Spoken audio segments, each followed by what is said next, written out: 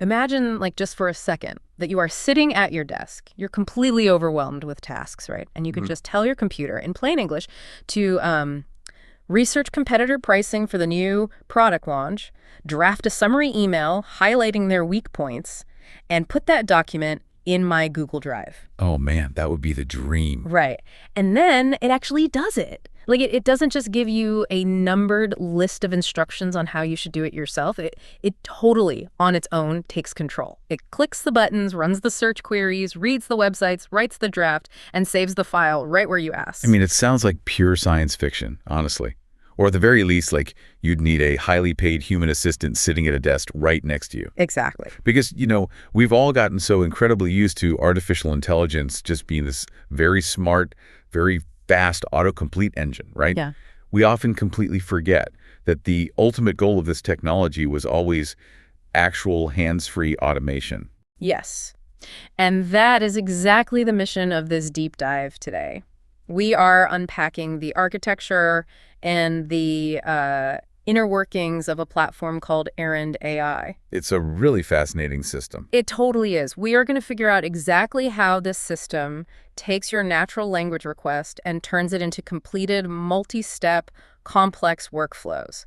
Like, we want to know what is actually under the hood of a personal task automation platform that works this seamlessly. And to really set the stage for you listening, it's crucial to clarify right up front how radically this differs from the standard web-based chatbots you might be interacting with every day. Oh, absolutely. Night and day difference. Because Errand is designed to run entirely on your own hardware. Which is huge. It's massive. From a privacy and security standpoint, that is just massive. It means your data is kept strictly under your control. You aren't sending your entire hard drive or your private emails or your company's proprietary code to some mega corporation's cloud servers to be processed. Right. It just stays right there on your laptop. Exactly. Instead, it's orchestrating this highly complex set of loosely coupled components right on your local machine.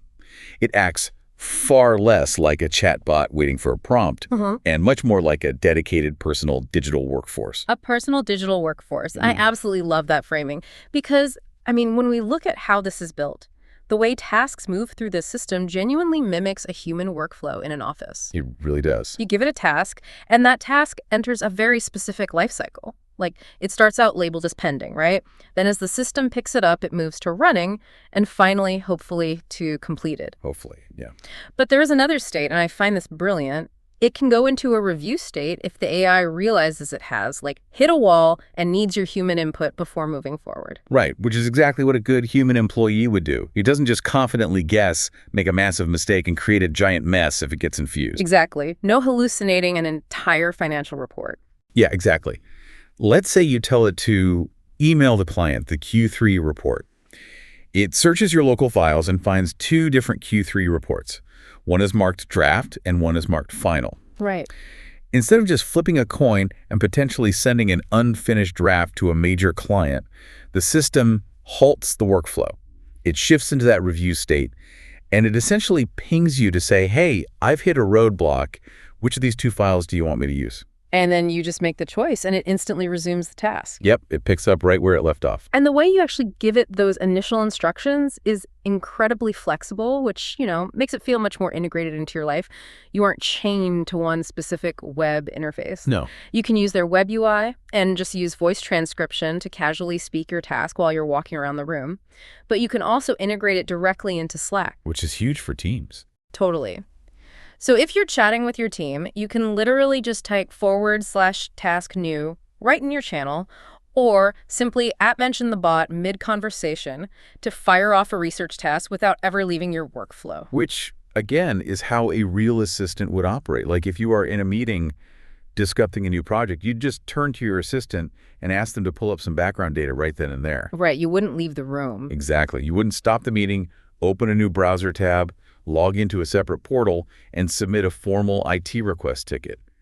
It intercepts your workflow precisely where you already are. Okay, let's unpack this, because usually when we hear the phrase AI assistant, we all know what that really means. A chat box. Right. It is a chat box. It gives you a block of text, and then you, the human, have to highlight that text, copy it, paste it into an email client, format it so it looks nice, type in the email address, and hit send. You're still doing all the actual manual labor. Exactly. But the architecture here presents this as an actual autonomous employee. Is it really doing the physical clicking and the saving? Like, how autonomous are we actually talking about? What's fascinating here is that Errand isn't just a large language model. Okay. The LLM, the AI part that actually understands the language, is just the brain. Errand itself is fundamentally a task scheduler paired with automated workers. Huh. At its core, it's a central hub application that receives your request. Oh. Right. But the real magic is that this hub is equipped with tools to physically interact with the web, extract data, and manage your local files. So the brain thinks, but Aaron provides the hands. Exactly. The AI brain is reasoning through the steps. It's thinking, okay, first I need to search this, then I need to open this file. But the Errand platform is providing the physical digital hands to actually execute those steps on your machine. But wait, if an artificial intelligence is going to be running around your computer, opening your personal files, and browsing the web completely autonomously, it needs a remarkably secure way to do that. Oh, absolutely. Otherwise, a slight hallucination from the AI, a tiny misunderstanding of your prompts, and it accidentally deletes your entire hard drive while it's just, trying to organize your downloads folder. Precisely. And that brings us to the absolute core of Errand's architecture, which is built entirely around ephemeral sandboxes. Isolation is the name of the game here to protect your data. Okay, so if I am understanding the setup correctly, that central server we mentioned, the main application, that is purely the orchestrator. Right. It acts like a dispatcher. It doesn't actually do any of the dirty work itself. It delegates the heavy lifting to a background worker process. That's right. And for every single task you assign, this worker spins up a brand new, completely isolated, lightweight task runner container. Exactly. And depending on how you deploy it, this container could be using Docker, Kubernetes, or Apple's native containerization framework. But, the technical term matters less than what it actually represents. Which is what? Think of a container as a locked, soundproof, windowless room inside your computer. The AI is placed inside this room. It can't see your desktop, it can't access your personal photo library, and it can't touch anything unless you explicitly slide it under the door. Oh, wow. It's like building a temporary, fully stocked kitchen for a master chef, having them cook a single exquisite meal, and then immediately demolishing the entire kitchen so the next chef starts in a perfectly clean space with zero cross-contamination. I love that analogy, yes. Yeah. If we connect this to the bigger picture of software security, it's a brilliant implementation of what we call zero-trust architecture. Zero trust, okay. And the word ephemeral is key. The kitchen doesn't just get cleaned, it ceases to exist. The system injects this temporary container with the prompt you gave it, any specific API keys it needs to access external services, and access to the precise tools required for that one job. And then it gets to work. Right. The agent goes in, executes its loop of reasoning and calling tools, produces the final result for you, and then the container is instantaneously destroyed.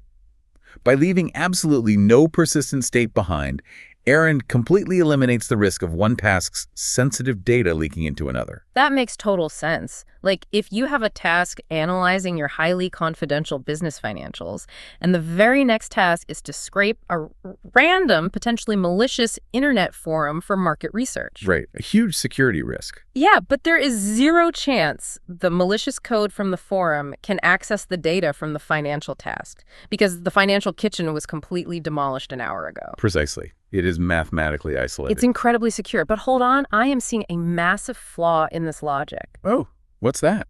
Well, if it demolishes its kitchen every single time it finishes a job, it must have complete 100% amnesia. Like, if I tell my assistant on Monday that I like my summary emails bulleted, formal, and no longer than 2 paragraphs, and then it destroys its entire reality when it's done, on Tuesday, it's going to start completely blank. It will have no idea who I am or what I like. How is an amnesia assistant actually useful to anyone? You've hit on exactly what engineers call the goldfish problem in containerized AI. The goldfish problem. Perfect name. Right. If the agent forgets absolutely everything between tasks, the friction of using it becomes way too high. You'd have to type out a 3-page manifesto explaining your entire life context, your preferences, and your past projects in every single prompt you give it. Which totally defeats the purpose of an autonomous assistant. So how does Errand solve the goldfish problem if it is constantly destroying its own workspace? It solves it by completely decoupling the brain, the memory, and the workspace into 3 separate entities. Okay, break that down for me. First, let's talk about the brain. Errand actually doesn't force a specific AI model on you. It uses a routing proxy. typically a tool called Little LM. Oh, nice. This means you can plug in whatever brain you want. If you like OpenAI's models, you use those. If you prefer Anthropic's Claude, you route it there. Or if you are extremely privacy conscious and don't even want your prompts leaving your house, you can run local open source models directly on your hardware using a system like Llama. Here's where it gets really interesting, because you bring your own brain, but to solve the amnesia issue, Errand attaches that brain to a persistent memory system. Yes. It's a system they call Hindsight. Right. Hindsight is the long-term memory vault. It lives entirely outside of those temporary self-destructing containers. It's built on a persistent PostgreSQL database. So it survives the demolition. Exactly. So before a new task even begins, the background worker takes your prompt and queries Hindsight. It searches the vault for any relevant past memories, preferences, or context, and it injects those memories directly into the system prompt of the brand new container before the AI even wakes up. And it goes so much deeper than just passively reading old notes.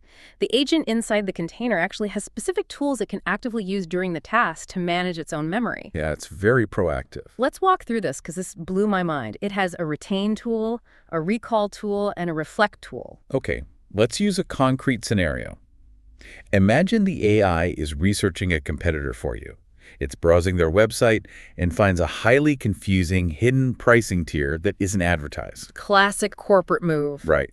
The AI can use the Reflect tool to actually pause its workflow and analyze that discrepancy. Then it uses the Retain tool to actively save a note to its permanent Hindsight database saying, competitor X hides their enterprise fees behind a contact form. It saves that insight permanently. So the container is eventually destroyed, but that specific memory is safely locked in the vault? Exactly.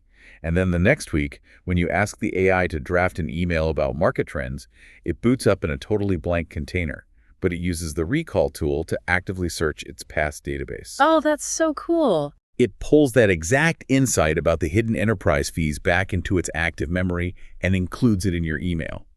It beautifully mimics human learning. The separation of the reasoning engine from the long-term storage is what allows this agent to actually accumulate knowledge over time, saving you from constantly repeating yourself. Okay, so we have a flexible brain, we have a persistent long-term memory vault, and we have a highly secure, temporary locked room where the physical work happens. That's the setup. But I still have a fundamental question about the mechanics here. If a sandbox, by definition, is locked away from everything else on your computer to keep you safe, how does it actually reach out and interact with the real world? Like, how does a locked box browse the web or send an email? That magic trick is accomplished through something called MCP, or the Model Context Protocol. Right. It is an open source standard that was designed specifically for connecting isolated AI agents to external tools. Errand relies incredibly heavily on MCP to give its agents hands. Because the container is locked down, it can't just freely roam the internet on its own. MCP acts like a highly secure bank teller window. The AI is on one side of the bulletproof glass. It slides a written request under the slot saying, I need to search Google for this exact phrase.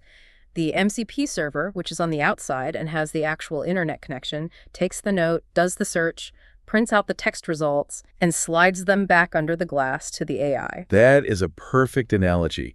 And the built-in MCP server provides some incredibly heavy-hitting tools. It's got web search capabilities, it connects to your email client, it can post to social media, and it even has a Playwright headless browser. Oh, let's pause on the headless browser because that is a huge differentiator. A lot of AIs just read text from a search API, which is fine, until a website requires you to click a load more button to see the actual content. Right, a basic AI just gets completely stuck there. But a Playwright headless browser means the AI can actually open a virtual invisible web browser, physically navigate to a website, look at the layout, click buttons, fill out forms, and read the page exactly like a human would. Exactly. It gives the AI eyes and fingers for the web. But, the most powerful aspect of Errand's relationship with MCP isn't just that it uses these tools to do your chores. Right. It's that Errand itself is an MCP endpoint. Meaning what exactly? It's what the industry is calling AI native, because it exposes its own standard protocol endpoint Other separate AI applications can actually connect to Errand and use it as their back-end execution engine. Wait, let me make sure I am actually conceptualizing this correctly. So if I am a software developer and I'm using a completely different AI coding assistant in my code editor, something like Claude Code or Cursor, I can tell my coding AI to connect to my Errand AI. You absolutely can. Your coding assistant can use Errand to create tasks, check the status of those tasks, and trigger entire complex workflows programmatically. Wait, so my coding AI can tell Aaron's AI to go do background research on the web, grab some documentation, and bring it back, while my coding AI keeps writing the script. Yep. It is literally AIs hiring other AIs to do their busy work. This raises an important question about where the entire field of automation is heading. Because Errand isn't just trying to be a shiny, user-friendly dashboard for humans to manage an assistant. Right. It is positioning itself as a foundational infrastructure layer. It allows an entire ecosystem of completely different AI agents to collaborate, delegate, and hand off tasks based on their specific strengths. And it gets even more meta than that. The agents inside Aaron can use a built-in tool called new_task to spawn their own subtasks. It creates these massive delegation chains. Which is wild to see in action. Let's pause on the gravity of that. You give the system one hugely complex goal, say, plan my entire business trip to Tokyo. Right. The main AI acts as a project manager. It decides entirely on its own to break that goal into 3 subtasks. It spins up an accommodations AI, a flight search AI, and an itinerary AI. It spawns 3 separate isolated containers and has them work simultaneously in parallel. We have literally gone from personal assistant to virtual middle management. It is parallel processing driven entirely by the AI's own reasoning about how to best accomplish your request. The originating agent, your project manager, just sits back, monitors the progress of its sub-agents through the system, and synthesizes the results for you when they all finish their respective jobs. Okay, I have to be completely honest here. Go for it. As amazing as a swarm of parallel AIs delegating tasks to each other sounds, managing the settings and the infrastructure for all of this sounds absolutely terrifying. Oh, for sure. When we look at how this is built, we are talking about Docker containers, Kubernetes clusters, PostgreSQL databases, and message buses. So what does this all mean?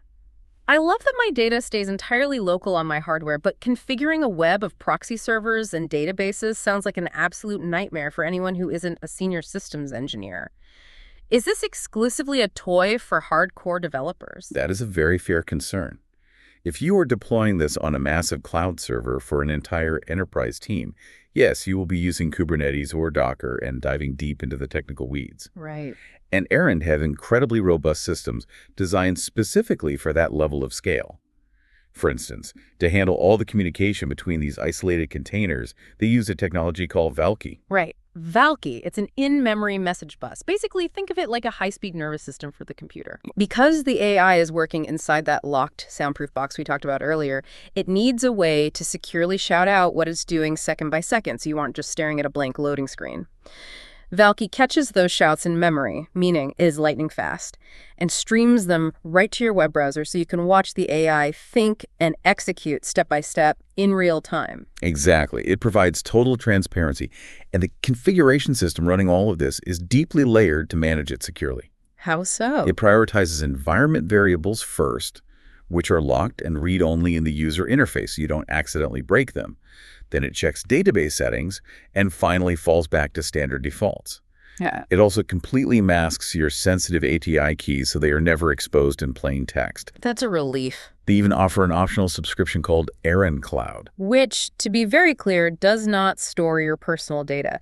Errand Cloud acts purely as a secure webhook relay. If you want to use that seamless Slack integration we talked about at the beginning, Slack needs a public internet URL to send your message to. Your laptop sitting on your kitchen table doesn't have a public URL. Errand Cloud simply receives this Slack message on the public web and tunnels it securely to your local machine, acting only as a secure bridge. Precisely.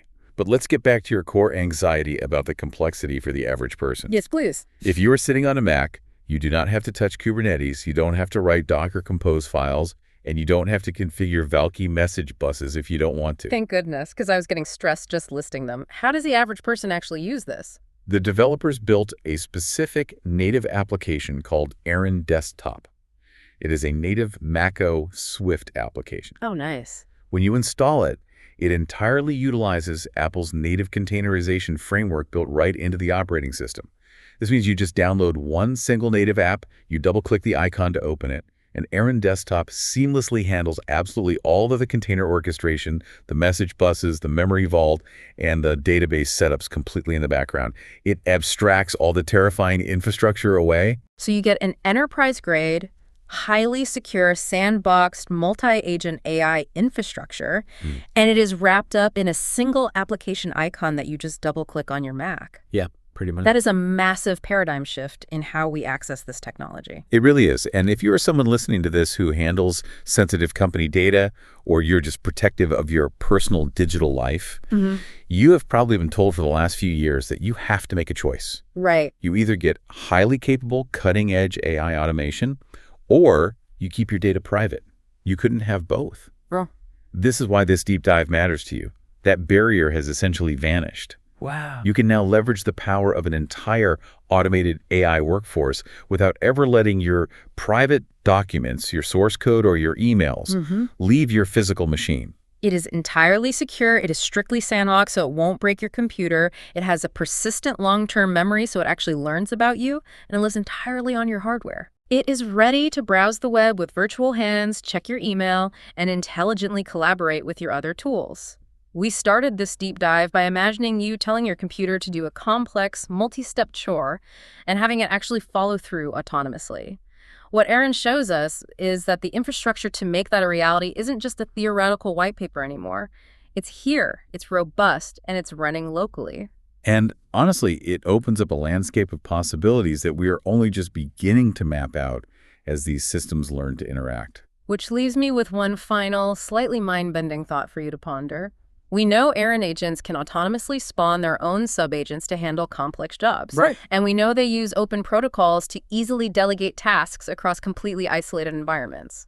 So, what happens when two different users' Errand agents are tasked with negotiating a meeting schedule or drafting a business contract with each other? Oh, man. Will our personal localized AI workforces soon be having their own back-end, high-speed meetings, debating calendar slots, and negotiating terms at light speed all while we sleep?